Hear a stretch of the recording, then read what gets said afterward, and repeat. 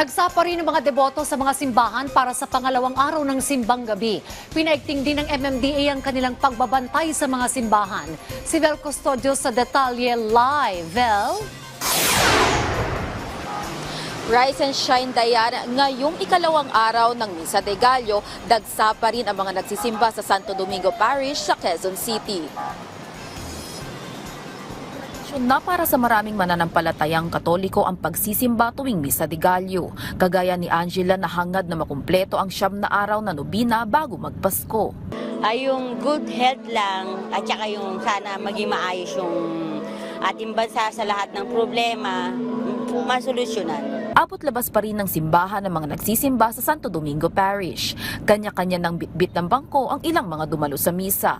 Bukod sa simbahan, ramdam na rin ang Pasko sa mga pasyalan kagaya sa Quezon City Memorial Circle. Kahit madaling araw na, kumukutitap pa rin ang mga Christmas lights. May mangilan-ngilan na rin namamasyal kahit weekdays. Inaasahang dadami ang tao mamayang gabi kung saan mas maraming Christmas displays at attractions. Pinaigting naman ng Metro Manila Development Authority ang kanilang pagbabantay at pag-alalay ngayong dumarami na ang mga namamasyal at nagsisimba. Deployment nila nagsisimula na ng 5 a.m. to 6 a.m. to make sure na lalong-lalo na ngayon na may mga simbang gabi ng mga madaling araw. At least paglabasan nila 5 o'clock, nakalatag na ang aming mga traffic enforcers.